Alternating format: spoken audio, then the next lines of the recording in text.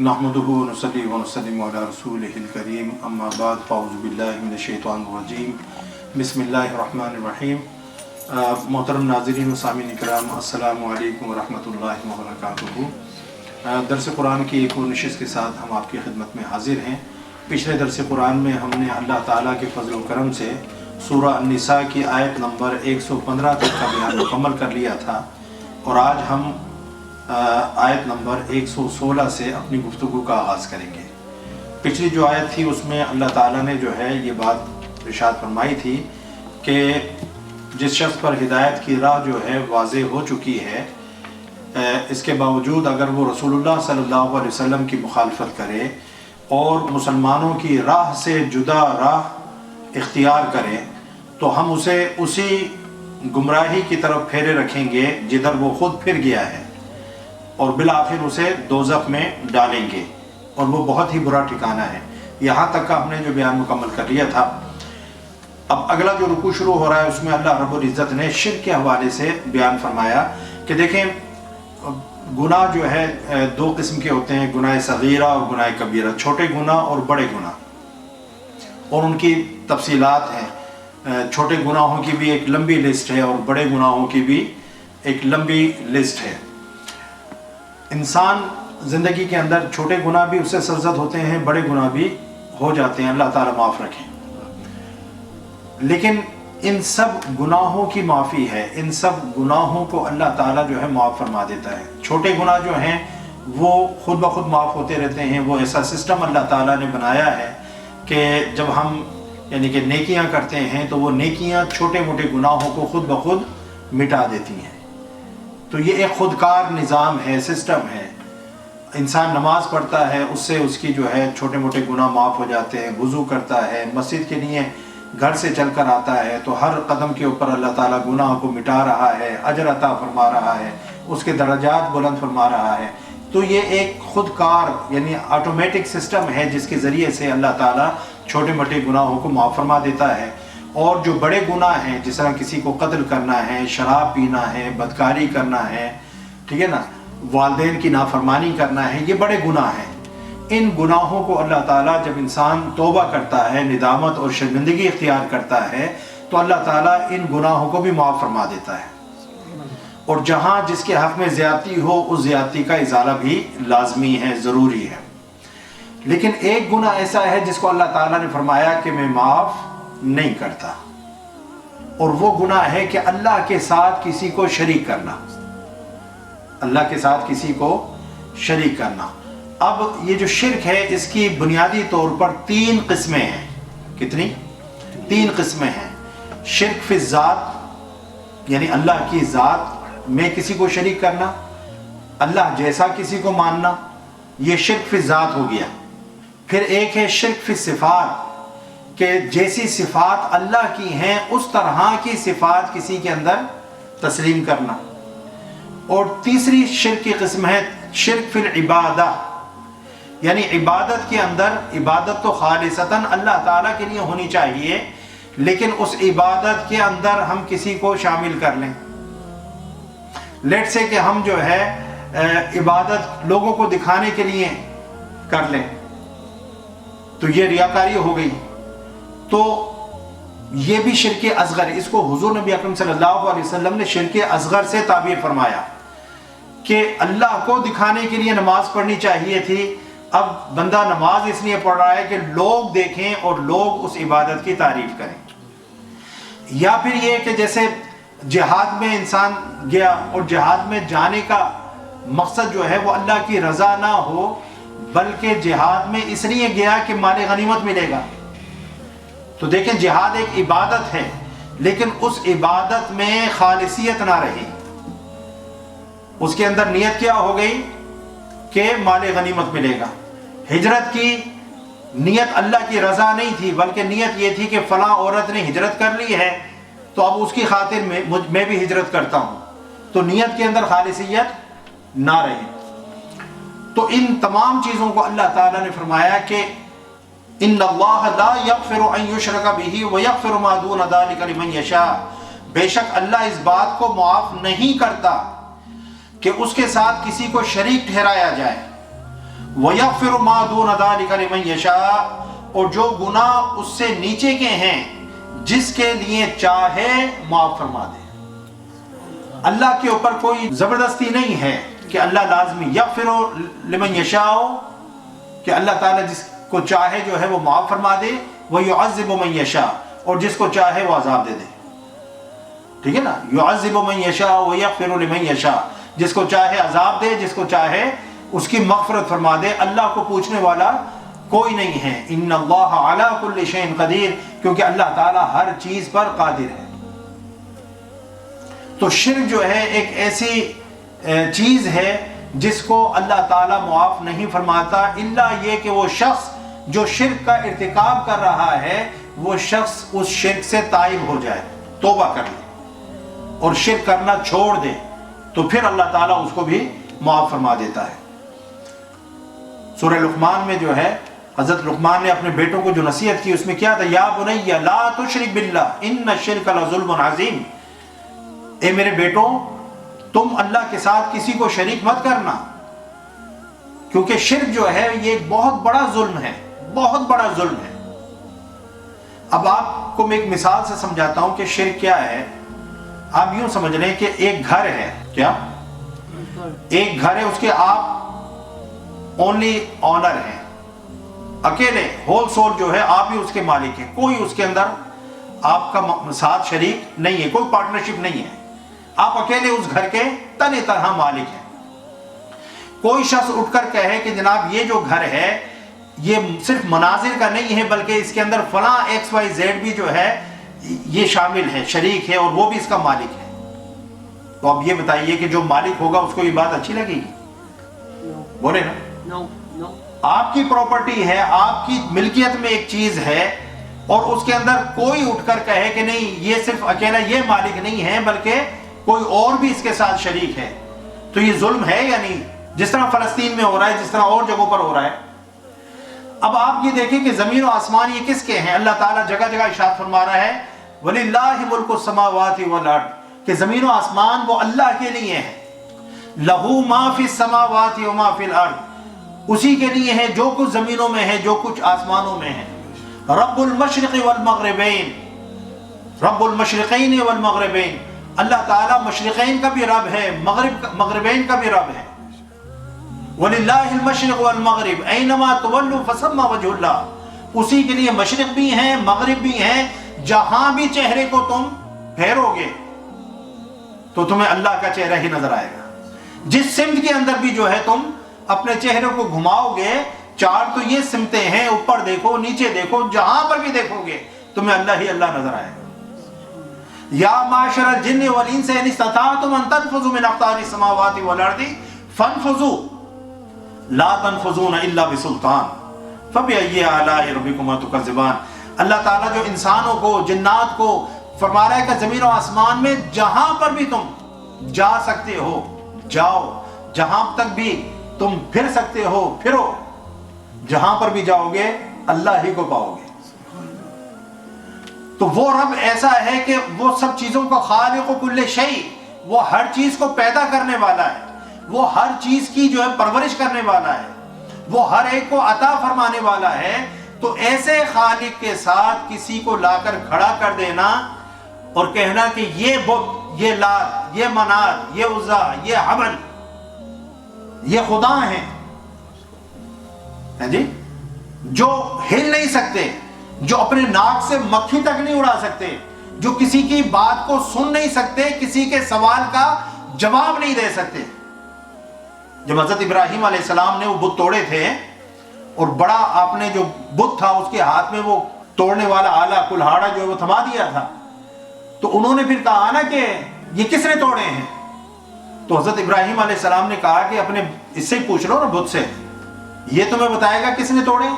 یہ تو موجود تھا نا یہاں پر، اور یہ ساری کاروائی ہوتا ہوا یہ دیکھ رہا تھا، اپنے چھوٹے بتوں کو ٹوٹتا ہوا دیکھ رہا تھا، یہ بڑا یہاں پر موجود تھا جس کو تم سب سے بڑا مانتے ہو، اس سے ہی پوچھ لو نا یہ کس نے توڑے ہیں؟ وہ چپ ہو گئے، انہوں نے کہا یہ تو بولتا نہیں ہے، انہوں نے کہا یہ تو بولتا نہیں ہے۔ تو حضرت ابراہیم علیہ السلام نے انہی کی بات سے پھر جو ہے ان کو پکڑا اور کہا کہ جو بول نہیں سکتا، تمہارے سوال کا جواب نہیں دے سکتا، اس کو تم خدا مان رہے؟ کیسا ظلم ہے، کیسی زیادتی ہے۔ اب ہوتا یہ تھا، شرک فی ذات کیا ہے کہ اللہ کے ایکول جو ہے کسی کو کھڑا کرنا۔ قل هو اللہ احد اللہ الصمد اللہ الصمد لم یلد ولم یولد ولم یکن له کفوا احد، اس کا کوئی بھی ہمسر نہیں ہے، اس کا کوئی ہمسر نہیں ہے، no one is equal to him۔ اللہ تعالیٰ نے فرمایا کہ اگر ایک سے دو خدا ہوتے تو یہ نظام کائنات جو اتنی خوبصورتی کے ساتھ چل رہا ہے، یہ نظام اس طرح سے چلتا ہی نہیں۔ لو کان فیہما آلہۃ الا اللہ لفسدتا، اللہ نے فرمایا کہ اگر زمین و آسمان میں ایک خدا کے علاوہ دو ہوتے تو ساری زمین و آسمان کا جو نظام ہے وہ درم برم ہو جاتا، کیونکہ جب دو خدا ہوں گے تو دونوں ایک ہی اسٹیٹس کے ہوں گے نا، ایک ہی پاور کے ہوں گے، کیونکہ اگر کوئی کم پاور کا ہے تو وہ خدا نہیں ہو سکتا۔ تو اگر دونوں ایکول اسٹیٹس کے ہیں، ایکول پاور کے ہیں، تو دونوں کی ضروری تو نہیں تھی، مرضی بھی ایک ہی ہو۔ اگر سورج مشرق سے نکلتا ہے، ایک خدا جو ہے وہ چاہ رہا ہے کہ سورج مشرق سے نکلے، تو دوسرا کہے گا نہیں نہیں، آج جو کل مشرق سے نکلا تھا نا، آج جو ہے میں مغرب سے نکالوں گا، تو نظام چل سکے گا؟ ایک خدا جو ہے کچھ چاہے گا، دوسرا خدا، تو کنٹرڈکشن ہو جائے گی، کنفرنٹیشن ہو جائے گی۔ تو اللہ تعالیٰ نے فرمایا کہ اس کائنات کو چلانے والا صرف ایک خدا ہے، ایک خدا ہے، سنگولیرٹی ہے، ہر چیز میں سنگولیرٹی ہے۔ آپ دنیا میں جہاں پر بھی جو بھی نظام آپ قائم کرتے ہیں، چاہے وہ ملکوں کے ہوں، چاہے وہ فیکٹریز کے ہوں، چاہے وہ آفیسز کے ہوں، چاہے وہ مساجد کے ہوں، جہاں پر بھی ہوں، سنگولیرٹی ہے۔ ہیڈ جو ہے وہ ایک ہی ہوتا ہے، 2 4 5 آپ ہیڈ بنائیں گے، گڑبڑ ہو جائے گی، تصادم ہو جائے گا، سسٹم جو ہے فیل ہو جائے گا۔ اب سمجھیں، تو شرک، ایک شرک کیا ہو گیا؟ شرک فی ذات، کہ اللہ جیسا کسی کو ماننا۔ جس طرح سے یہ سورج کو، چاند کو، ستاروں کو جو ہے پوجتے تھے، تو اللہ نے فرمایا وَمِنْ آیَاتِهِ اللَّيْلُ وَالنَّهَارُ وَالشَّمْسُ وَالْقَمَرُ، اور تم ان کو جو ہے خدا بنا کر ان کو پوجتے ہو، چاند ستاروں کو، سورج کو پوجتے ہو، یہ تو اللہ کی مقرر کردہ نشانیاں ہیں، ان کے ذریعے سے تمہیں رب تک پہنچنا تھا، تم نے ان کو ہی رب مان لیا، تم نے راستے کو منزل مان لیا۔ یہ تو راستہ تھے، راستہ منزل تک پہنچانے کا ایک ذریعہ ہوتا ہے، منزل نہیں ہوتا۔ آپ نے راستے کو ہی جو ہے اپنی منزل سمجھ لیا، ڈیسٹینیشن سمجھ لیا۔ لا تسجدوا للشمس ولا للقمر، اللہ فرماتا ہے نہ سورج کو سجدہ کرو نہ چاند کو سجدہ کرو، واسجدوا للہ الذی خلقہن، بلکہ اس رب کو سجدہ کرو جس نے ان سب چیزوں کو پیدا فرمایا ہے۔ وہ چاند کو بھی پیدا کرنے والا ہے، سورج کو بھی پیدا کرنے والا ہے، کواکب ستاروں کو بھی پیدا کرنے والا ہے۔ اس لیے جب حضرت ابراہیم علیہ السلام نے فلما رآہ کوکبا قال ھذا ربی، جب حضرت ابراہیم علیہ السلام نے ستاروں کو دیکھا تو کہا، کیونکہ وہ جو قوم تھی وہ بتوں کی بھی پوجا کرتی تھی، ستاروں کی، چاند سورج کی، ان کی پوجا کرتی تھی، تو حضرت ابراہیم علیہ السلام نے استفہامی انداز میں پوچھا ھذا ربی، اور یہ تمہارا رب ہے؟ یہ ستارے جن کو جو ہے تم پوچھتے ہو، ھذا ربی، ان کو تم خدا مانتے ہو؟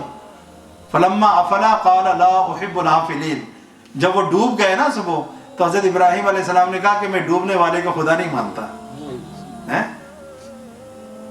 فلما رأى القمر بازغا قال ھذا ربی، جب سورج جو ہے فل چمکا تو آپ نے فرمایا کہ یہ تمہارا خدا ہے۔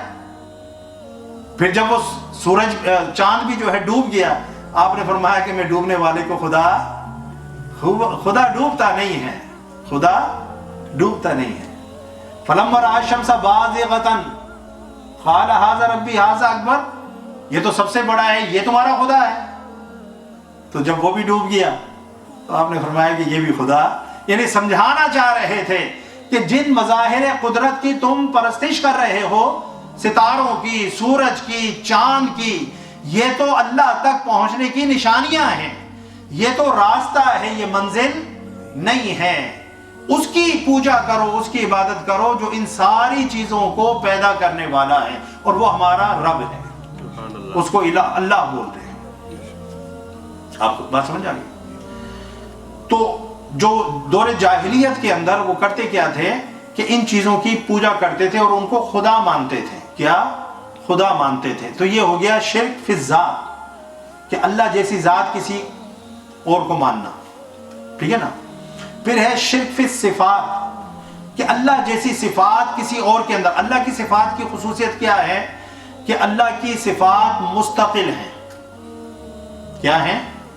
مستقل ہیں, نہ بڑھتی ہیں نہ گھٹتی ہیں, نہ وہ ایسا ہے کہ پہلے نہیں تھیں اب ہیں, نہ وہ کسی کی دی ہوئی ہیں. تو اللہ کی صفات اس کی ذاتی ہیں, کسی نے وہ صفات اللہ کو نہیں دی, اور کوئی وقت ایسا نہیں گزرا کہ وہ صفات اللہ کے ساتھ موجود نہیں تھی. ٹھیک ہے نا. اب یہ ساری باتیں کسی اللہ کی مخلوق میں ماننا اگر اس طرح سے مانی جائیں تو وہ شرک فی صفات ہو جائے گا. اگر لیٹ سے کہ کسی کے لیے علم اس طرح سے مانا جائے کہ یہ علم اس کو رب نے نہیں دیا, یہ علم جو ہے اس کے پاس جو ہے وہ مستقل ہے, ٹھیک ہے نا, اس کا اپنا ہے. اگر ان کنڈیشنز کے ساتھ کسی کا علم مانا تو یہ کیا ہو جائے گا؟ شرک ہو جائے گا. اب آپ یہ دیکھ لیجئے, شرک فی الافعال ہے یا شرک فی العبادہ, اس کی میں نے آپ کو بتا دیا کہ اللہ کی عبادت کے اندر یعنی کہ خالصیت نہ رہے اور اخلاص نہ رہے اور اللہ کی رضا کے لیے وہ عمل نہ رہے, بلکہ اس عمل کی ڈائریکشن جو ہے وہ تبدیل ہو جائے, وہ دنیا کو دکھانے کے لیے ہو جائے, یا کوئی دنیاوی متاع اور طمع جو ہے اس کے اندر لالچ آ جائے کہ میں یہ کام کروں گا تو مجھے یہ چیز مل جائے گی, اللہ کی رضا اس کا مقصد نہ رہے, تو یہ شرک فی العبادہ یا شرک فی العمل ہوتا ہے. اب آپ یہ بتائیے, یہ تینوں قسمیں شرکی, شرک فی الذات, شرک فی الصفات اور شرک فی العبادہ, تینوں کی میں نے تعریف آپ کو بتا دی ہے. کوئی مسلمان روئے زمین کے اوپر چاہے وہ اپنی نبی کی جتنی بھی تعظیم کرے, اولیاء کرام کی جتنی بھی وہ عظمت کرے, کیا کوئی مسلمان ان تین قسموں میں سے کوئی ایک بات بھی کسی کے لیے مانتا ہے؟ کسی نبی کے لیے, کسی رسول کے لیے, کسی ولی کے لیے مانتا ہے؟ نہیں مانتا. نہ ہم اپنے نبی کو نعوذ باللہ اللہ کے مقابل لا کر کھڑا کرتے ہیں, نہ ہم اپنے نبی کی صفات کو اللہ کی صفات جیسا سمجھتے ہیں, اور نہ ہم جو ہے عبادت کسی اور کے لیے کرتے ہیں, اللہ کی رضا کے لیے اللہ کی عبادت کرتے ہیں. ٹھیک ہے نا. تو اس لیے آج یہ جو ایک کلچر پیدا ہو گیا ہے کہ ہر شخص اٹھتا ہے اور اٹھ کر جو ہے شرک کا نعرہ بلند کر دیتا ہے کہ جی یہ شرک ہے, یہ شرک ہے, ہاذا شرک, ہاذا شرک, یہ بھی شرک تو وہ بھی شرک. ہر طرف جو شرک کی دھوم مچی ہوئی ہے. لوگوں کو مسلمان بنانے کی طرف توجہ نہیں ہے, بلکہ لوگوں کو مشرک اور بدعتی بنانے کی طرف زیادہ توجہ ہے. یہ کون سا دین کا کام ہے؟ یہ کون سی دین کی خدمت ہے؟ یہ کون سی دین کی بھلائی ہے اور خیر خواہی ہے کہ آپ اپنے مسلمان بھائیوں کے اوپر یعنی شرک کا فتویٰ لگا رہے ہیں؟ وہ بدعت جو گمراہی ہے, دلالت ہے, جو جہنم میں لے جانے والی ہے, اس بدعت کا جو ہے الزام لگا رہے ہیں. حضور نبی اکرم صلی اللہ علیہ وسلم نے تو, اور پھر ان کو واجب القتل قرار دے رہے ہیں. استغفر اللہ علیاذ باللہ. حضور نبی اکرم صلی اللہ علیہ وسلم تو اس شخص کو بھی جو ظاہراً حتیٰ کہ حالت جنگ کے اندر تلوار کے نیچے آ کر اگر وہ لا الہ الا اللہ محمد رسول اللہ پڑھ لے اور اس کو اگر کوئی قتل کر دے, تو حضور نبی اکرم صلی اللہ علیہ وسلم اس پر بھی ناراضگی کا اظہار فرما رہے ہیں کہ کیا تم نے اس کے سینے کو, دل کو چیر کر دیکھ لیا تھا کہ اس نے سچے دل سے کلمہ پڑھا تھا یا نہیں پڑھا تھا؟ اور وہ صحابی کہتے ہیں کہ کاش جو ہے میں آج ہی مسلمان ہوا تھا. اتنا حضور نبی اکرم صلی اللہ علیہ وسلم نے ناراضگی اور غصے کا اظہار فرمایا. وہ کہتے ہیں کاش میں آج ہی مسلمان ہوا ہوتا. تو یہ چھوٹی بات ہے کسی کو دائرہ اسلام سے خارج کرنا, کسی پر شرک اور بدعت کے جو فتوے لگانا. اس سے جو ہے توبہ کرنی چاہیے اور اپنے معاملات کو درست کرنا چاہیے, اور ایسی بات کریں جس سے مسلمانوں میں پیار پیدا ہو, محبت پیدا ہو, مسلمان ایک دوسرے کے قریب آئیں. اس طرح کے فتوے بازیاں اور الزامات لگا کر ہم مسلمانوں کو قریب نہیں کر سکتے۔ اللہ نے فرمایا، یہ بات سمجھ آ گئی شرک کے حوالے سے، وَمَن يُشْرِكْ بِاللَّهِ فَقَدْ ضَلَّ ضَلَالًا بَعِيدًا، اور جو کوئی اللہ کے ساتھ شرک کرے وہ واقعی دور کی گمراہی میں بھٹک گیا۔ إِن يَدْعُونَ مِن دُونِهِ إِلَّا إِنَاثًا، یہ مشرکین اللہ کے سوا محض زنانی چیزوں ہی کی پرستش کرتے ہیں۔ یہ جو بت تھے لات، منات، عزا، حبل، یہ جو بتوں کے یہ نام تھے یہ عورتوں کے نام تھے، بیسیکلی یہ زنانہ نام تھے، اور وہ ان بتوں کی عبادت کرتے تھے۔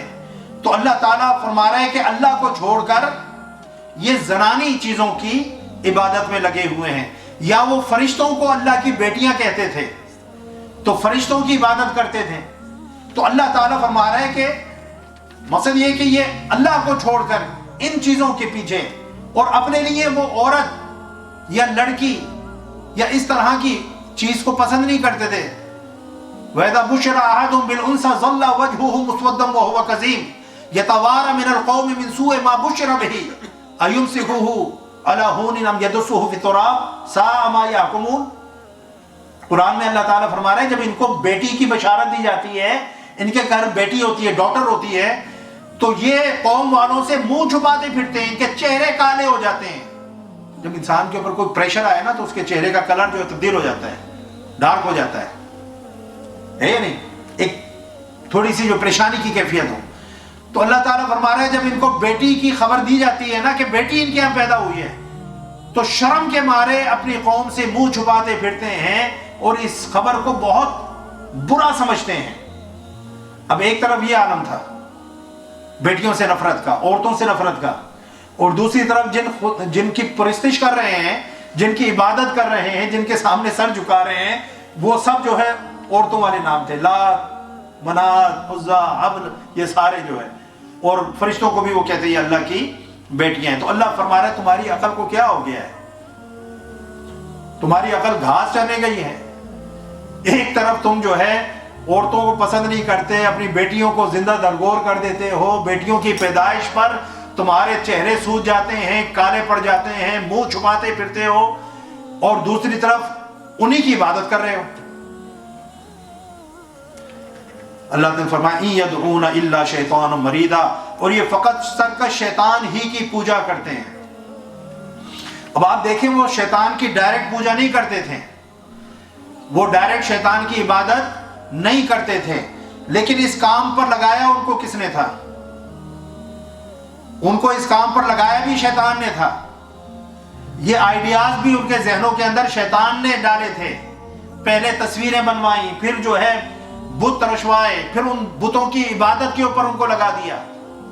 اب بات سمجھے، یہ وہ تھے جو ان کی فیملی میں، ان کے خاندان میں، ان کے قبیلے میں، ان کی قوم کے اندر بزرگ تھے، اچھے لوگ تھے۔ ان اچھے لوگوں کی یاد میں انہوں نے پہلے ان کی تصویریں بنائیں، پھر مورتیاں بنائیں، پھر شیطان نے ایک قدم آگے ان کو اور جو ہے بڑھایا، اور وہ اس کی عبادت میں مشغول ہو گئے۔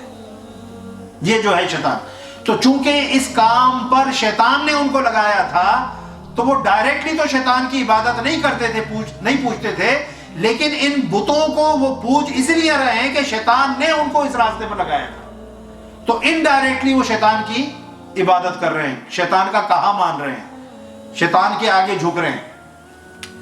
لعنہ اللہ، اللہ فرماتا ہے یہ وہ شیطان ہے جس پر اللہ نے لعنت کی ہے، یہ ملعون ہے۔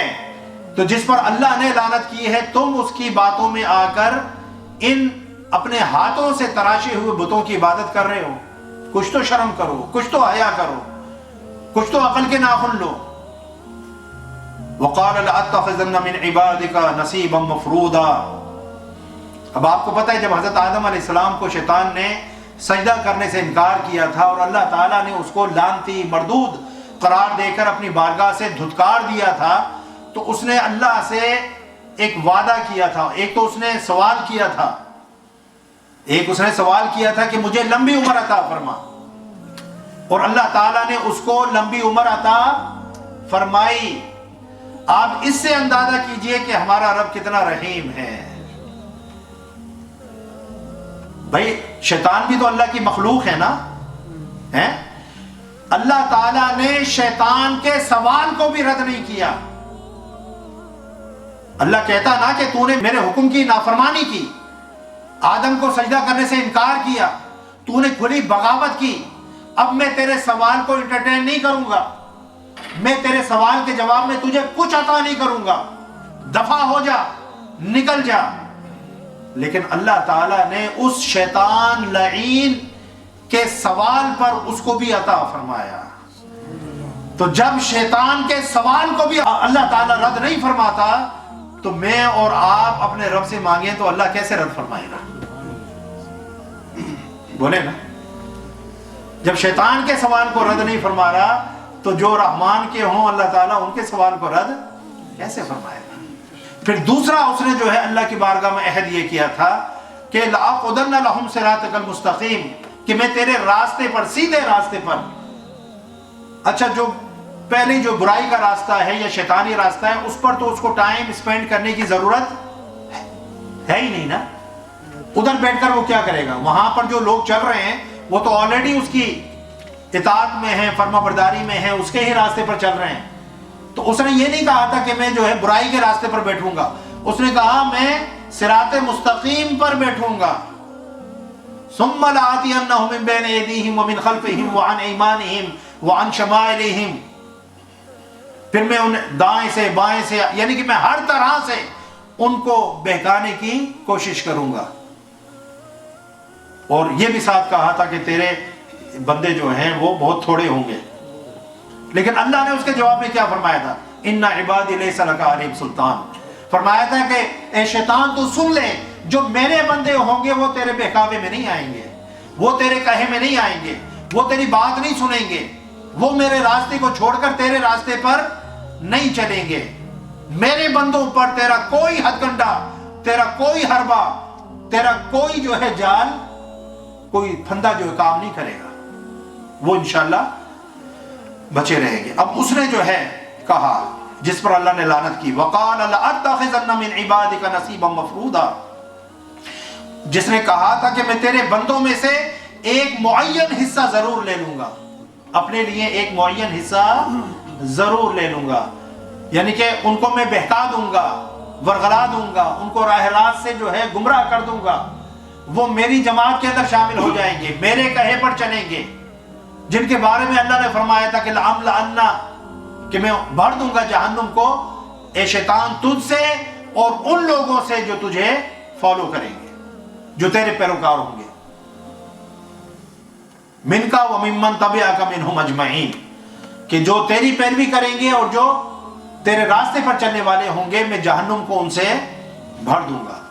تو ایک مقرر حصہ اس نے جو ہے اللہ کی جماعت میں سے، اللہ کے بندوں میں سے لینا ہے، توڑنا ہے، لیکن جو لوگ اللہ کے راستے پر چلتے رہیں گے تو اللہ کا ان سے وعدہ ہے، وعد اللہ لہم مغفرۃ واجرا عظیما، وعد اللہ الذین آمنوا وعملوا الصالحات لہم مغفرۃ واجرا عظیما، کہ جو ایمان لائے اور نیک اعمال کرتے رہے، اللہ کا ان سے وعدہ ہے کہ اللہ تعالیٰ ان کی مغفرت بھی فرمائے گا اور ان کو اجر عظیم بھی عطا فرمائے گا۔ اب دیکھیں اس کے ہتھ کنڈے، دیکھیں شیطان کے، اللہ تعالیٰ قرآن میں جو ہے کتنا کھول کھول کر بیان فرما رہے ہیں۔ اب وہ شیطان کہہ رہا ہے وَلَأُضِلَّنَّهُمْ، میں انہیں ضرور گمراہ کر دوں گا، یعنی کہ لام تاکید کا نون ثقیلہ دو تاکیدوں کے برابر ہوتی ہے، یعنی معنی یہ ہے کہ میں ضرور ضرور ضرور ان کو جو ہے گمراہ کر دوں گا، یعنی ان کو راہ راست سے ہٹا دوں گا۔ وہ جو صراط مستقیم پر بیٹھنے کا وعدہ کیا تھا وہ کس لیے بیٹھے گا؟ گمراہ کرنے کے لیے نا، تو وہاں سے وہ لوگوں کو گمراہ کر کر کے جو گمراہی والا راستہ ہے اس کے اوپر ڈالے گا۔ وَلَأُمَنِّيَنَّهُمْ، اور ضرور انہیں غلط امیدیں دلاؤں گا کہ بھائی صاحب کچھ نہیں ہوتا، مسلمان ہو، کلمہ گو ہو، او بخشے جاؤ گے، کشتی پار لگ جائے گی، کچھ کرنے کی ضرورت نہیں ہے، ہم مسلمان ہیں، ہم حضور نبی اکرم صلی اللہ علیہ وسلم خاتم النبیین، اللہ کے محبوب، اللہ کے خلیل کی امت ہیں، ہم وہ امت ہیں جو اللہ کی سب سے محبوب اور پسندیدہ امت ہے، ہم وہ امت ہیں جس کی دعائیں دوسرے نبی مانگتے رہے، ہم یہ ہیں ہم وہ ہیں، کچھ کرنے کی ضرورت نہیں ہے۔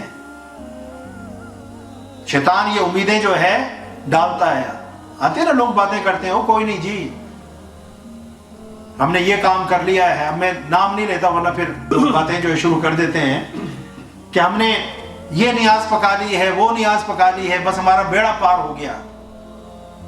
نمازیں جاتی ہیں تو جائیں، روزے جاتے ہیں تو جائیں، باقی نیک اعمال جاتے ہیں تو جائیں، ہم نے چند چیزوں کو کرنا جو ہے لازم پکڑ لیا، سال میں یہ 2-4 ایونٹس جو ہے ہم نے کر لینے ہیں اور بس اس کے ذریعے سے ہماری بخشش و مغفرت ہو جائے گی۔ جب نماز پڑھنے کا کہو تو اس طرف ہمارا رجحان نہیں ہوتا، اس طرف ہمارا میلان نہیں ہوتا، اس طرف طبیعت نہیں آتی۔ تو اللہ تعالیٰ فرما رہا ہے کہ اس نے اللہ کی بارگاہ میں جو ہے یہ عہد کیا تھا، وَلَأُ مَنِّيَنَّ، یہ اس کے جال ہیں۔ کیا ہیں؟ شیطان کے پاس ہزاروں لاکھوں کروڑوں جال ہیں اور اس نے ہر بندے کی نفسیات کو سمجھا ہوا ہے۔ اس بندے کی کمزوری کیا ہے؟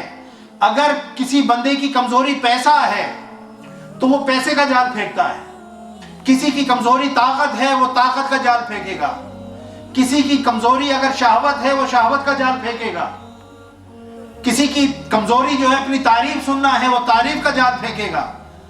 اس کے پاس ہزاروں جال ہیں، ہر ایک کی طبیعت اور مزاج کے مطابق وہ جال پھینکتا ہے اور ایسا ظالم جال پھینکتا ہے کہ اس سے بچنا بہت مشکل ہو جاتا ہے۔ جس طرح حضور غوث پاک رضی اللہ تعالیٰ عنہ کا وہ واقعہ آتا ہے کہ آسمان سے آپ واز فرما رہے تھے، ایک دم جو ہے بجلی کڑکی اور نور سا جو ہے وہ پیدا ہوا اور آواز آئی کہ عبد القادر میں تیری عبادت سے اتنا خوش ہو گیا ہوں، یعنی اللہ بن کر جو ہے وہ کلام کر رہا تھا، میں تیری عبادت سے اتنا خوش ہو گیا ہوں کہ اب تجھے کوئی عبادت کرنے کی ضرورت نہیں ہے۔ حضرت شیخ عبد القادر جیلانی نے کہا لا حول ولا قوت الا باللہ العلی العظیم، اے شیطان مردود، عبادت تو نبیوں پر معاف نہیں ہوئی، رسولوں پر معاف نہیں ہوئی، ان سے بڑھ کر اللہ کا قرب پانے والا کون تھا، اور ان سے جتنا اللہ خوش تھا اور کس سے اللہ اتنا خوش ہوگا، وہ اللہ کے خلیل تھے، دوست تھے۔ تو شیطان ہے، دفع ہو جا۔ تو شیطان جو ہے وہ طرح طرح سے بھیس بدل کر اور طرح طرح کے جال لے کر آتا ہے اور آ کر حملے کرتا ہے تاکہ اس کا ایمان غارت ہو جائے، بیکار ہو جائے، یہ شخص جو ہے ایمان سے محروم ہو جائے۔ وَلَآمُرَنَّهُمْ، اور انہیں ضرور حکم دیتا رہوں گا، کس چیز کا؟ فَلَا يُبَتِّكُنَّ آذَانَ الْأَنْعَامِ، سو وہ یقیناً جانوروں کے کان چیرا کریں گے۔ اب یہ وہ کام ہے جس کا کوئی شریعت کے ساتھ تعلق نہیں، جس کا کوئی دین کے ساتھ تعلق نہیں۔ اب مشرک لوگ کیا کرتے تھے پہلے کہ اپنے جانوروں کے، یعنی اگر ایسی اونٹنی ہوتی جو 5 بچے جنتی اور 5واں جو بچہ ہوتا وہ نر ہوتا، تو اس اونٹنی کا کان چیر کر اس کو اپنے بتوں کے نام پر چھوڑ دیتے تھے۔ من بحیرتی ولا صائبتی ولا وسیرتی ولا حامی، یہ قرآن میں جو ہے یہ کیٹیگریز جو ہے بیان فرمائی گئی ہیں۔ تو جانوروں کو بتوں کے نام پر کان چیر کر چھوڑ دیتے تھے۔ جب کان چرا ہوا ہوتا تھا تو لوگوں کو پتہ لگ جاتا تھا کہ یہ جو جانور ہے یہ بتوں کے نام پر چھوڑا گیا ہے۔ سب اس جانور کی عزت کرتے تھے، احترام کرتے تھے اور اس کو کوئی چھیڑتا نہیں تھا، کوئی اس کو پکڑتا نہیں تھا، کوئی اس کو ذبح نہیں کرتا تھا۔ وہ جانور جس کھیت کے اندر چلا جائے، جہاں سے بھی چرنے لگ جائے، سب اس کی جو ہے عزت اور احترام کرتے تھے، کیونکہ وہ جانور کان چیر کر بتوں کے نام پر چھوڑا گیا ہوتا تھا۔ اب یہ کام کون کرواتا تھا؟ یہ آئیڈیاز کون پیدا کر رہا ہے؟ یہ شیطان۔ میں ان کو حکم دوں گا تو وہ ضرور جو ہے اپنے جانوروں کے کان چیرا کریں گے، یعنی وہ کام کریں گے جس کے اندر کوئی منفیت نہیں ہے، جو دین کہہ رہا ہے وہ کام نہیں کرنے، اور نئے نئے کام اپنے طرف سے جو ہے بنا بنو کے اس کو دین میں اتنی اہمیت دے دینی ہے اور اس کے اوپر اتنا جو ہے پکا ہو جانا ہے کہ لگتا ہے کہ جو کام اللہ نے فرض اور واجب کیے ہیں وہ بھی نیچے رہ گئے اور یہ کام اس سے بھی اوپر چلا گیا۔ آج ہمارے بھی ایسے نہیں ہو رہا، جو کام مستحب ہیں، مباح ہیں، جو بہت ہی یعنی کہ نچلے درجے کے ہیں، جن کو آپ نہ کریں تو کوئی پوچھ گچھ نہیں ہوگی، جن کو آپ نہ کریں تو کوئی جو ہے عذاب نہیں ہے، کوئی گناہ نہیں ہے، ان کاموں کو ہم نے لازم پکڑ لیا ہے۔ اور جو فرض اور واجب ہیں جن کے بارے میں پوچھا جانا ہے، جو نہ کیے جائیں تو گناہ ہیں، گناہ کبیرہ ہیں، ان کے ضائع ہونے پر ہمیں کوئی افسوس نہیں ہوتا۔ تو اس طرف ہمیں جو ہے وہ توجہ دینے کی ضرورت ہے۔ پھر اللہ تعالیٰ نے فرمایا وَلَآمُرَنَّهُمْ فَلَيُغَيِّرُنَّ خَلْقَ اللَّهِ، اور میں انہیں ضرور حکم دیتا رہوں گا۔ پھر وہ کیا کریں گے؟ سو وہ یقیناً اللہ کی بنائی ہوئی چیزوں کو بدلا کریں گے۔ جو چیز اللہ نے جس طرح سے بنائی ہے وہ اس چیز کے اندر تغیر کریں گے، چینج کریں گے۔ جس طرح کانوں کو چیر کر جو ہے تغیر کر دیا نا، اللہ نے تو کان صحیح بنایا تھا جانور کا، اس نے کان کو جو چیر کر اس کے اندر تغیر کر دیا۔ اللہ نے جو ہے مرد بنایا تھا، آپریشن کروا کے عورت بن گئے۔ اللہ نے عورت بنایا تھا، آپریشن کروا کے مرد بن گئے۔ یا ظاہری وضاحت جو ہے عورتوں والی بنا لی، یا ظاہری وضاحت جو مردوں والی بنا لی، یا حلال کو حرام کر دیا، حرام کو حلال کر دیا، یا اللہ کے جو احکامات ہیں ان کے اندر تغیر و تبدل کر دیا۔ یہ ساری چیزیں جو ہے اس کے اندر شامل ہیں۔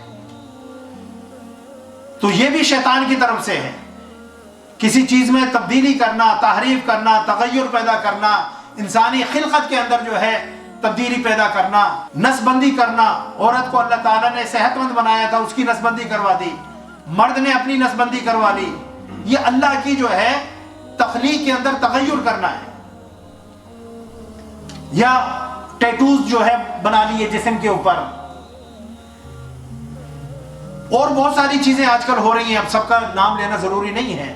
یہ سب جو ہے تغییر فی خلق اللہ کے اندر آتے ہیں۔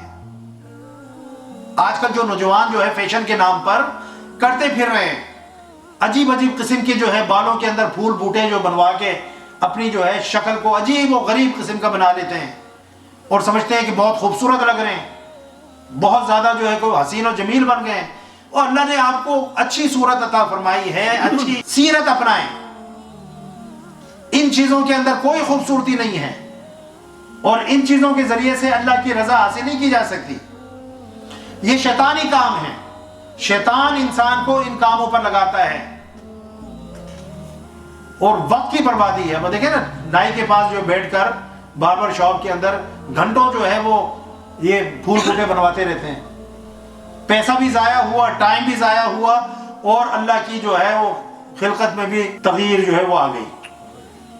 پھر فرمایا وَمَن يَتَّخِذِ الشَّيْطَانَ وَلِيًّا مِن دُونِ اللَّهِ فَقَدْ خَسِرَ خُسْرَانًا مُبِينًا۔ اللہ فرماتا ہے کہ اور جو کوئی اللہ کو چھوڑ کر شیطان کو دوست بنا لے تو واقعی وہ صریح نقصان میں رہا۔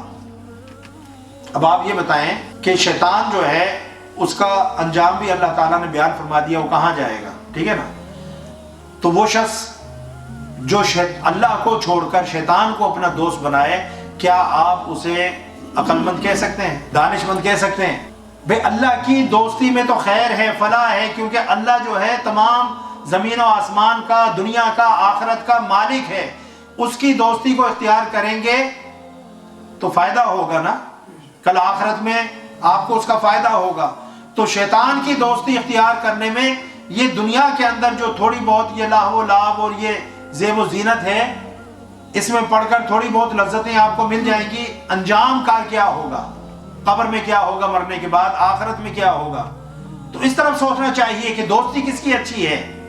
اللہ کی دوستی اچھی ہے، اللہ والوں کی دوستی اچھی ہے، یا شیطان اور شیطان کے چیلوں اور پیروکاروں کی دوستی اچھی ہے؟ جماعتیں دو ہی ہیں، ایک طرف حزب اللہ ہے اور ایک طرف حزب الشیطان ہے۔ اللہ نے فرمایا جو حزب اللہ میں ہیں وہ انبیاء ہیں، شہداء ہیں، صدیقین ہیں، صالحین ہیں، اور ان کے پیروکار ہیں، یہ حزب اللہ کی جماعت ہے۔ جو اللہ کی جماعت میں ہوں گے وہ کامیاب و کامران ہوں گے، اور جو شیطان کی جماعت میں ہوں گے اس میں شیطان ہیں اور شیطان کے پیروکار ہیں، انسانوں میں سے بھی ہیں اور جنات میں سے بھی ہیں۔ یہ سب جو ہے اولئک هم الخاسرون، اللہ نے فرمایا یہ سب خسارہ اٹھانے والوں میں سے ہیں، ان کے پلے کچھ بھی نہیں ہوگا آخرت میں۔ تو ایسے لوگوں کے ساتھ اپنی دوستی بناؤ، ایسے لوگوں کی سنگت میں بیٹھو، ایسے لوگوں سے پیار کرو ایسے لوگوں کے ساتھ جو اٹھنا بیٹھنا رکھو جو کل قیامت کے اندر بھی کام آئیں. الاخلاء یومئذ بعضهم لبعض عدو الا المتقون. اللہ نے فرمایا کہ دوست جو ہے ایک دوسرے کے دشمن ہوں گے. کوئی دوست تمہارے کام نہیں آئے گا لیکن سوائے ان لوگوں کے جو متقی ہوں گے, پرہیزگار ہوں گے, اللہ والے ہوں گے. اگر ان کے ساتھ تم نے دوستی لگائی ہوگی تو یہ دوستی قیامت میں بھی تمہارے کام آئے گی.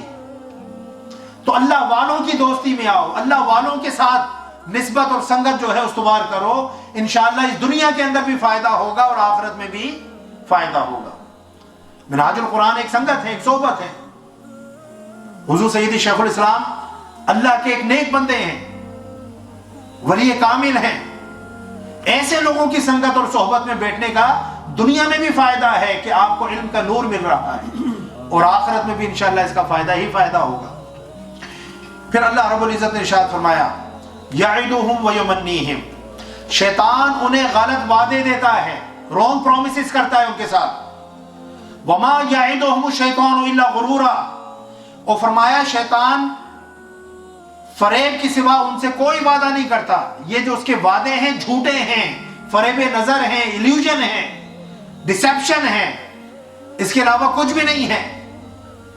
شیطان کے پاس یہ طاقت ہی نہیں ہے کہ وہ اپنے وعدوں کو پورا کر سکے. جو تمہارے ساتھ وعدے کر رہا ہے کل قیامت کے اندر وہ رب کی بارگاہ میں کہے گا کہ میں ان کے اعمال سے بری ہوں,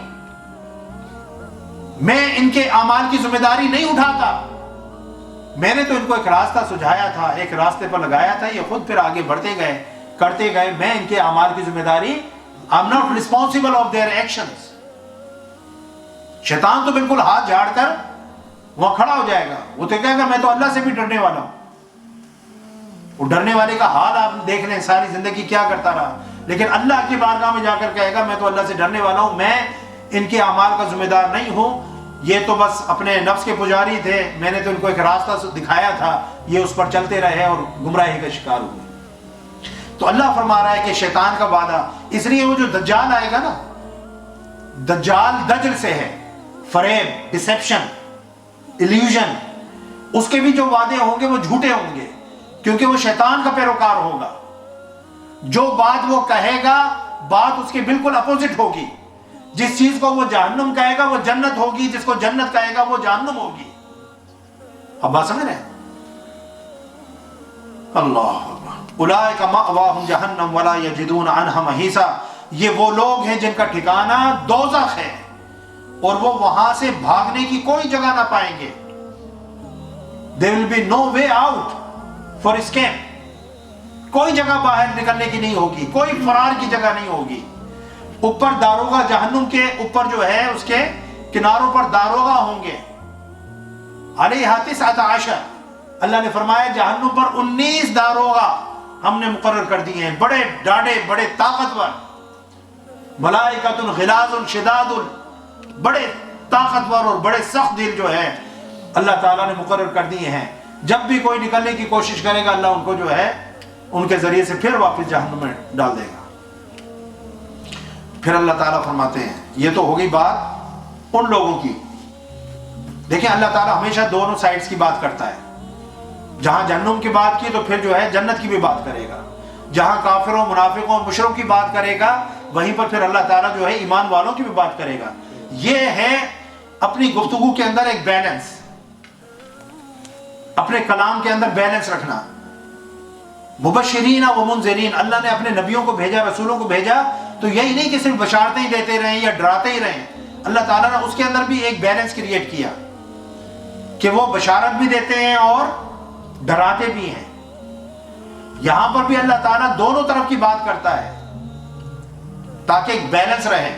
اب اللہ تعالیٰ فرماتا ہے والذین آمنوا, اب جو شیطان کی نہیں سنتے, شیطان کی نہیں مانتے, شیطان کے بہکاوے میں نہیں آتے, شیطان کے کہنے پر غلط راستے پر نہیں چلتے, غلط کام نہیں کرتے اور اپنے ایمان پر ثابت قدم رہتے ہیں. والذین آمنوا وعملوا الصالحات, اور نیکی کا دامن پکڑے رہتے ہیں, نیک راستے پر چلتے رہتے ہیں, صبح و شام نیک اعمال کرتے ہیں.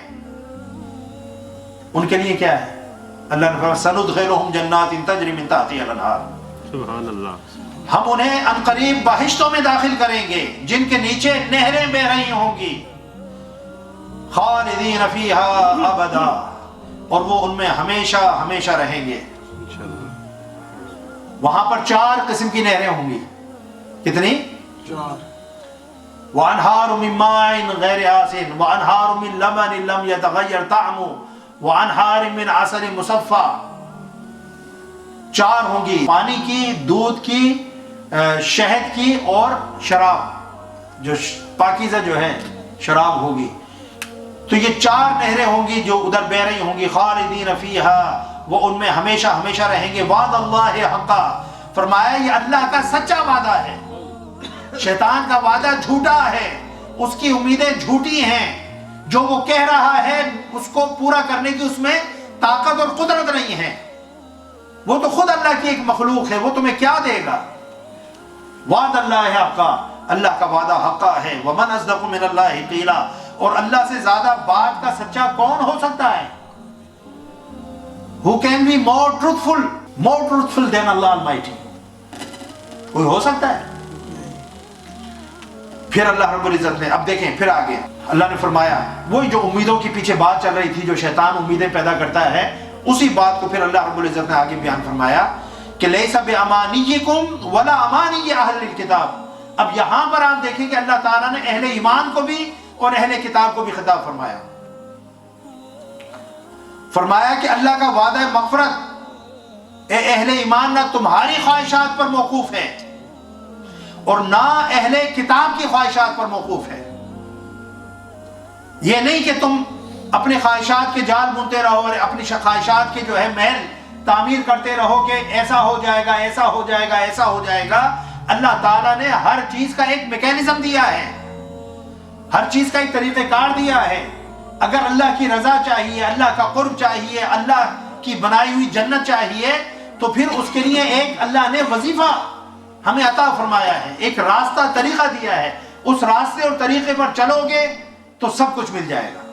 خواہشات کے محل تعمیر کرنے سے کچھ نہیں ملتا، سمجھے نا؟ جس طرح میں نے پہلے گفتگو کی تھی کہ ہم جو بغیر کچھ کیے، بغیر نمازیں پڑھے، بغیر روزے رکھے، بغیر جو ہے نیک کام، بغیر حقوق اللہ اور حقوق العباد پورے کیے ہوئے ہم چاہتے ہیں کہ ہمیں جو جنت بھی مل جائے، سب کچھ مل جائے۔ ایسا نہیں ہے۔ یہی کام اہل کتاب کرتے تھے، وہ کہتے تھے ہم تو اللہ کے چہیتے ہیں، اللہ کے محبوب ہیں، اللہ کے بڑے قریب ہیں، ہمیں جنت میں جانے سے کون روک سکتا ہے؟ جنت تو ہم مرتے ہی جو ہے ہمیں مل جائے گی، اور اگر جہنم میں گئے بھی تو چند دن کے لیے ہم جو ہے وقالوا لن تمسنا النار الا ایاما معدودا، چند دن جو ہے اگر چھوئی بھی آگ تو ہمیں چند دن چھوئے گی۔ اتنا ان کو کانفیڈنس تھا، تو اللہ تعالیٰ نے فرمایا ان سے کہو نا کہ دعا کریں مر جائیں۔ اتنا ہی تمہیں کانفیڈنس ہے کہ تم مر کر سیدھے ہی جنت میں جاؤ گے، تو پھر مرنے کی دعا کیوں نہیں کرتے؟ اللہ فرماتا ہے کہ یہ اتنے حریص ہیں زندگی کے کہ اگر ان کو 1000 سال بھی زندگی کے عطا کر دیے جائیں تب بھی یہ مرنا پسند نہیں کریں گے۔ دنیا سے اور دنیا کی زندگی سے اتنی محبت ہے کہ 1000 سال بھی اگر ان کو عمر دے دی جائے تو یہ مرنا پسند نہیں کریں گے۔ ورنہ سچا بندہ جو ہوتا ہے اس کو اتنا کانفیڈنس ہو تو وہ تو پھر کہے گا نا کہ بھائی ٹھیک ہے مجھے کل کی آئے آج موت آ جائے، لیکن کبھی تمنا نہیں کریں گے۔ تو انہوں نے بھی ایسے ہی خواہشات کے جال بنے ہوئے تھے، ایسے ہی خواہشات کے محل تعمیر کیے ہوئے تھے۔ تو اللہ تعالیٰ نے فرمایا کہ اس کا جو وعدہ مغفرت ہے وہ خواہشات پر موقوف نہیں ہے کہ خواہش کر لینے سے تمہیں جنت مل جائے گی۔ ام حسبتم ان تدخلوا الجنة ولما يأتكم مثل الذين خلوا من قبلكم مستهم البأساء والضراء وزلزلوا حتى يقول الرسول والذين آمنوا معه متى نصر الله ألا إن نصر الله قريب ام حسبتم ان تدخلوا الجنة ولما يعلم الله الذين جاهدوا منكم ويعلم الصابرين ام حسبتم ان تتركوا ولما يعلم الله الذين جاهدوا۔ یہ ساری آیتیں جو ہے کہہ رہی ہیں کہ کیا تم ایسا گمان کرتے ہو کہ جنت تمہیں ایسے ہی مل جائے گی بغیر آزمائے، بغیر جانچے پرکھے، بغیر تمہارا جو امتحان لیے اور بغیر تمہیں ہم آلام و مصائب کے اندر ڈالے تمہیں ایسے ہی جنت عطا کر دیں گے، صرف خواہشات پر تمہیں جنتیں مل جائیں گی؟ ایسا نہیں ہے۔ اللہ نے فرمایا من یعمل سوءا یجزا بہ، اللہ اکبر، جو کوئی برا عمل کرے گا یجزا بہ، اسے اس کی سزا دی جائے گی، ولا یجد لہ من دون اللہ ولیا ولا نصیرا، اور نہ وہ اللہ کے سوا اپنا کوئی حمایتی پائے گا اور نہ مددگار۔ یعنی جب اللہ سزا دینے پر آئے گا، سزا دے گا، تو کوئی شخص اٹھ کر اس کی حمایت نہیں کر سکے گا، اس کی مدد نہیں کر سکے گا۔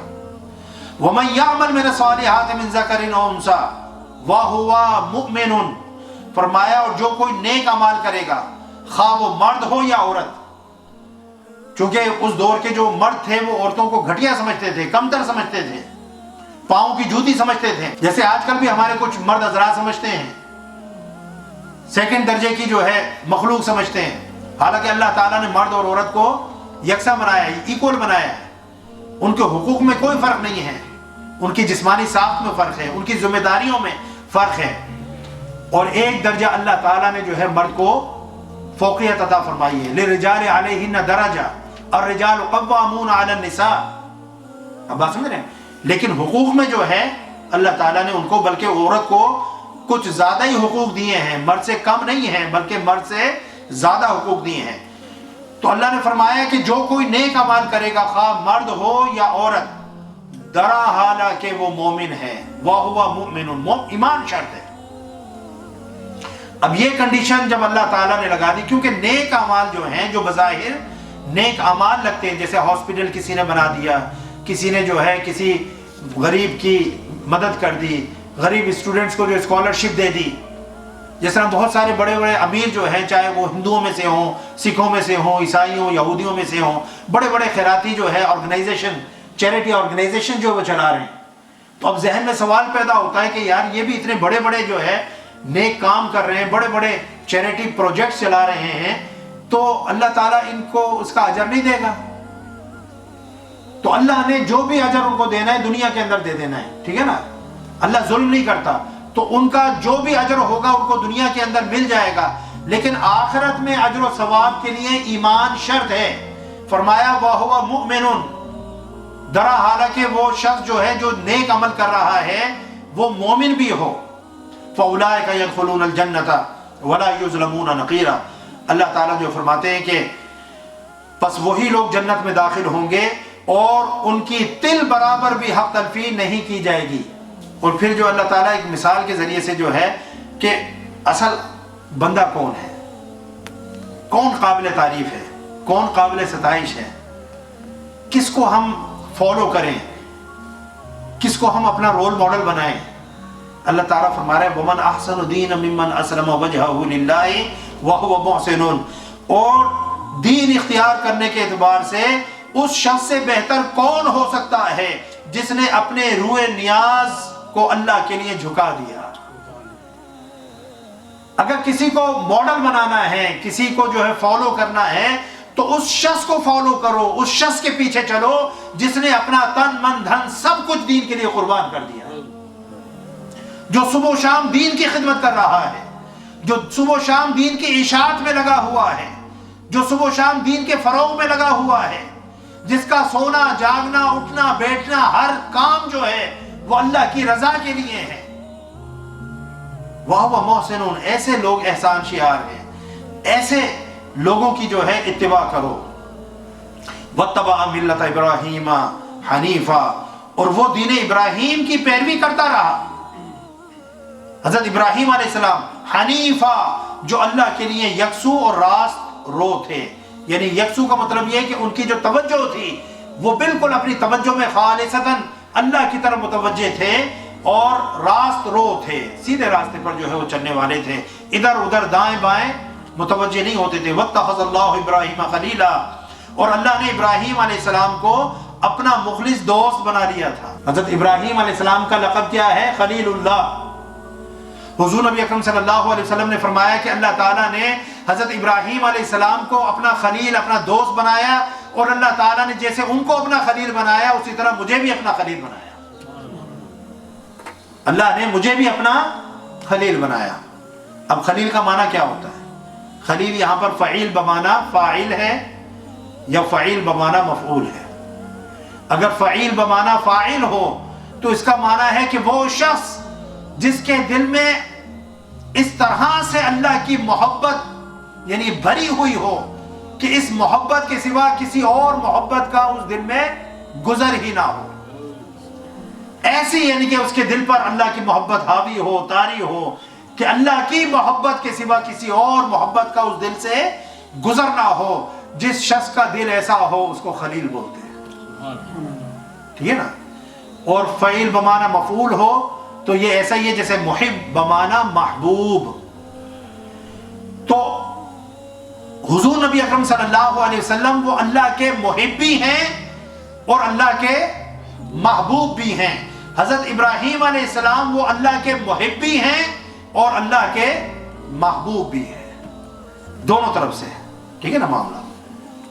پھر اللہ رب العزت ارشاد فرماتا ہے وَلِلَّهِ مَا فِي السَّمَاوَاتِ وَمَا فِي الْأَرْضِ، اور سب اللہ ہی کا ہے، بات پھر وہیں پر آ گئی، سب اللہ ہی کا ہے، جو کچھ آسمانوں میں ہے اور جو کچھ زمین میں ہے۔ وَكَانَ اللَّهُ بِكُلِّ شَيْءٍ مُحِيطًا، اور اللہ ہر چیز کا احاطہ فرمائے ہوئے ہے، ہر چیز کو گھیرے ہوئے ہے، کوئی چیز بھی اللہ کے دائرۂ کار سے باہر نہیں ہے۔ اللہ ہر چیز کو وسع، کرسی ہو سماوات والارض، اس کی جو کرسی ہے وہ زمین و آسمان کو محیط ہے، گھیرے ہوئے ہے، کوئی چیز بھی اللہ کی رحمت سے اور اس کی دسترس سے باہر نہیں ہے، سب اللہ کی سلطنت کنگڈم کے اندر اندر ہے، کوئی اس کی کنگڈم سے باہر نہ کچھ چیز ہے نہ ہوگی، ٹھیک ہے نا؟ ایک کنگڈم ہے اللہ کی بنائی ہوئی، تو اللہ کی مخلوق اس اللہ کی سلطنت کے اندر، اس کنگڈم کے اندر ہے، اور یہ زمین و آسمان یہ سب اللہ کی اس سلطنت کے دائرے کے اندر آتے ہیں۔ تو اب وہ سلطان جس کی سلطنت کی کوئی حد ہی نہیں ہے، یہ تو وہ چیزیں ہیں نا جو ہمیں نظر آ رہی ہیں، اور پتہ نہیں ستارے، کہکشائیں، گلیکسیز اور بلیک ہولز اور پتہ نہیں کیا کیا، کتنے پلینٹس ہیں، کتنی جو ہے یہ ساری چیزیں جو ہے کوسموس ہیں، کہکشائیں جن کو میں کہہ رہا ہوں، ملکی ویز ہیں، پتہ نہیں کیا کیا ہیں، اللہ تعالیٰ نے کیا کچھ جو ہے بنا رکھا ہے، ان تک سب تک ہماری ابھی تک دسترس ہی نہیں ہوئی ہے، ان تک ابھی ہماری ایکسیس ہی نہیں ہوئی ہے، کتنی وسیع اور بڑی کائنات ہے۔ اسی لیے تو اللہ نے فرمایا تم جہاں پر بھی جاؤ گے، انسان تم اپنی عقل کے گھوڑے دوڑا کر اور ترقی کے گھوڑے پر سوار ہو کر تم جہاں تک بھی جاؤ گے وہاں رب کو ہی پاؤ گے، رب کے سوا کچھ نہیں ہے۔ زبان پر یہی آئے گا فَبِأَيِّ آلَاءِ رَبِّكُمَا تُكَذِّبَانِ، مولا تیری کس کس نعمتوں کا جو ہے جھٹلائیں، جدھر دیکھتے ہیں تو ہی تو ہے اور کوئی نہیں ہے۔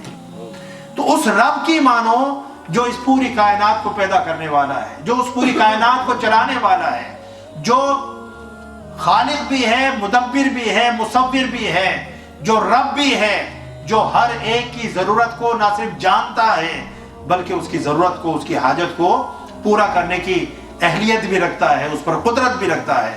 اس رب کے سامنے سر کو جھکاؤ اور شیطان کے راستے پر چلنا اور ان مظاہر فطرت کی پرستش کرنا، ان کی عبادت کرنا، یا جو ہے گمراہی کے راستے پر چلنا اور خواہشات نفسانی کی پیروی کرنا، اس میں کچھ نہیں رکھا، اس سب کا انجام بالآخر ہلاکت ہے اور جہنم ہے۔